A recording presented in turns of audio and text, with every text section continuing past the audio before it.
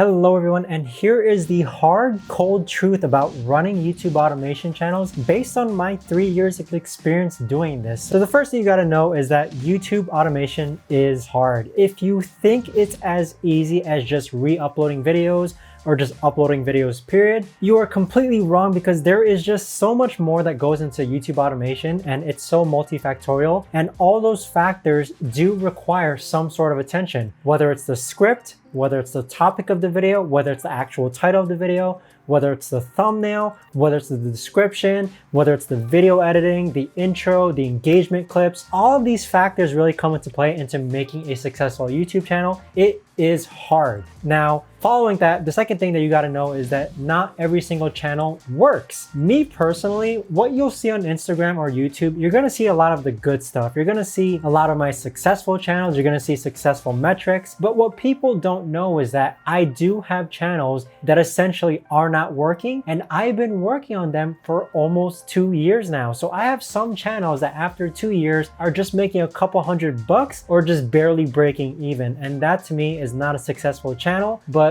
just keep in mind that not every single channel, or even let's pretend that you're just running a single channel yourself, not every single channel is going to work with YouTube cash cow channels. Tying to that, you're gonna win some and you're gonna lose some. So what I mean by that is sometimes my channels, they will fluctuate to having really good months, but then contrary to that, they'll have really bad months. As a clear example, I do have a space channel, and at its peak, it was making well over 5 figures. To this date, it is now making barely over $200. So partly that is my fault, maybe because I'm not giving it that careful time and attention that it needs. But there is ebbs and flows on YouTube when it comes to your channel is gonna skyrocket, but what goes up must come down, in which eventually it is going to come down. The fourth thing you got to know regarding the cold hard truth about YouTube automation is that sometimes channels get demonetized, or even worst case scenario, even terminated. So this has happened to me a couple of times, and I kid you not even 2 weeks ago, I simply just woke up to an email from YouTube saying,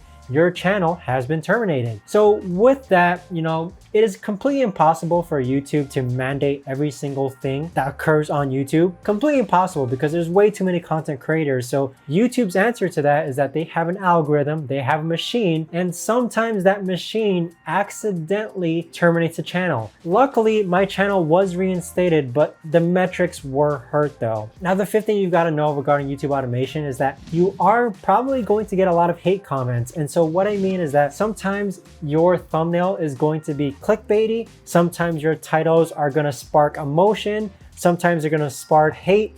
A lot of people will comment on your videos saying, hey, your video sucks, hey, I disagree with you, or sometimes maybe your voiceover will mispronounce a word, and a lot of people are gonna comment like saying, hey, you really mispronounced that word, go redo the video. A lot of comments are gonna occur once you're doing YouTube automation cash cow channels correctly, but you've just gotta ignore it. Ignore the comments. I have a lot of people who are really worried about the comments, but one thing to keep in mind is that bad engagement is still essentially good engagement, especially when it comes in the form of engaging through a comment. Now, the sixth thing you've gotta know is that people are going to copy you once you are successful. What I mean by this is that once you find a good viral topic that works for your channel, YouTube is a public domain, okay? People are going to find out about your video. So let's pretend that you're posting videos about LeBron James, your LeBron James videos works. Don't be surprised that if your quote unquote competitor channels also start posting videos on LeBron James. Don't worry too much about it. I have a lot of people who are worried about, oh, this other channel's copying my topics, this other channel's copying my thumbnails. Worrying about that stuff takes up too much of your time, and you're better off just being innovative and pioneering new ideas. If you're the first one to talk about a video with LeBron James regarding his, let's say, skincare routine, if you're the first one to come up with a video like that, you are being innovative, you are pioneering the way to brand new, fresh ideas. You just got to keep doing you. Don't worry about people who are copying your ideas. Don't worry about what another channel's performance is like.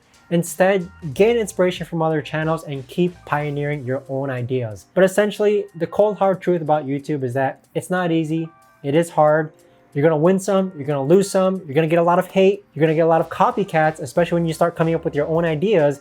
Sometimes the strategy that you may be thinking of is, I'm analyzing another channel, I'm taking his or her some of their ideas, and you're twisting it into be your own original idea. But eventually you're gonna start coming up with your own topics, and when you do, people are going to copy you. So with that being said, once you've got your videos in the algorithm, there are a few things that you can do to double down and capitalize on your growth. Make sure to watch this video next to learn how I grow my YouTube channels.